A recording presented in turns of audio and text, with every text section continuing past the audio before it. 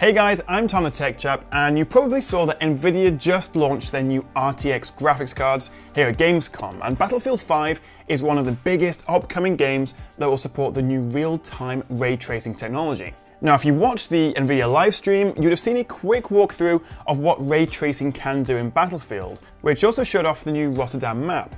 Now, I was lucky enough to see a little bit extra beyond the end of that tech demo, where DICE developers came on stage and showed that this was all running in real time. So I got my camera out, I filmed it, I did get permission to use this, so I thought I'd share this with you guys. We also saw some questions on the internet before. I was reading some comments saying that they were confused, the demo was running slow motion, so how will the game run in real time?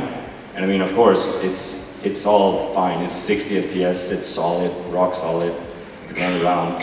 And a really annoying thing for me as a gamer has really been if I turn SSR on, you can see how the clip on my weapon cuts off the rays in the reflection if you look to the bottom left. And same thing if I'm aiming down my sights, then I just find a really good example of this. You can see it cuts off the reflection here, which is just a really annoying thing to focus on. But with ray tracing, it feels a lot more just responsive. It just gets you more immersed in the world, and it feels really good to play with. We still, in certain areas, need to apply a color distance. So in theory, maybe not everything at all points in time will be reflective, or show objects which are really, really far behind. But what we've seen with the performance that we're having here, that we can push the boundaries much further than what we thought was possible up to recently. So I'm really positive that we can get this to feel super consistent at all times for the player. Of course, implementing all this in a large and complicated engine and very content-driven engine, like what we have in Battlefield 5 and Frostbite, is quite a massive engineering effort to make sure that we can translate and understand that we did not only hit this triangle with this material, but also apply all the lighting models and the entire Frostbite's rendering model onto the reflected objects, including particles. And I think that the particles and the explosions and all these dynamic bits is really worked out really well, I think. And it's also quite performant now.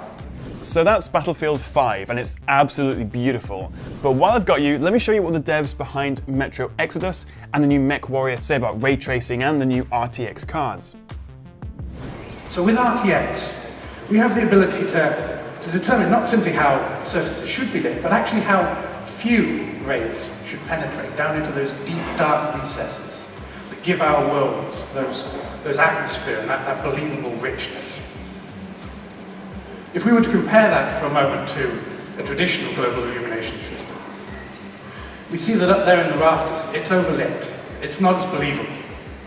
So RTX, RTGI, global illumination, it's the only means we have, or it's the only means that elements in this environment have for communicating to one another how light should bounce between them and how they should illuminate one another. It's very subtle, you may not be able to see it, but like as we've been playing with it, we've noticed these little effects that we didn't plan, that we didn't intend for. They're emergent and they've appeared just out of using the technology. And this happens when you find a new technology like this, that's doing things properly. You know, it's an instinctive thing, you feel that you're on the right track when those little emergent gems appear. And all we really had to do at the end of the day, in order to make this sort of thing happen, was go back to nature, to model light the way it actually behaves in reality. Now this is a massive leap for all of us. We've finally got over what is without a doubt the biggest hurdle in games development history, real-time ray tracing. Yeah, this kind of attention, this kind of detail you just get now. Some of the other presenters were talking about. It's just I don't even know how much our time it saves a studio like ours. It's really immeasurable. But in a science fiction environment like this, this technology just really works so well for these hard surfaces in this sci-fi environment. We'll focus in on the floor as the mech moves in. We really want to see just the types of reflections that we can now have with the RTX technology.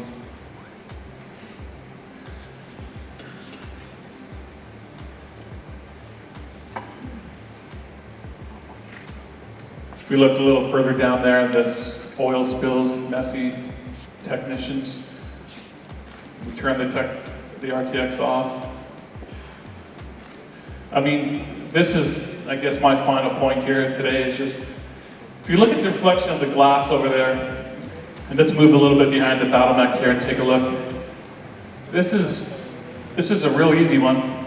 This is a softball one for me here because it just works. And if you turn the RTX off, this would be an example of something where we would just have to change the design of our hangar, probably, rather than trying to, make this work the old way. So I have to say, it is really impressive to see what kind of a difference ray tracing on the new RTX graphics cards can achieve when it comes to lighting, reflections, and shadows. It may not make any fundamental changes to how we play the game, although feasibly you could see your enemies in reflections around a corner before they see you.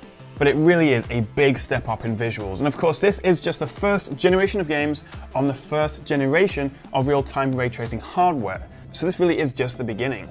Something I didn't realize though is this ability to turn RTX on and off and this ray tracing stuff won't actually be available at launch. You'll only be able to use it when Microsoft publishes their DirectX update, which will support it and will come in October. Then it's up to the games to support it, whether they do out of the box or with a post-launch patch. So what that means is if you pre-order a RTX 2080 today and you get it on September 20th, obviously it'll be a very powerful card anyway, but you won't see the fancy RTX effects until a few weeks afterwards.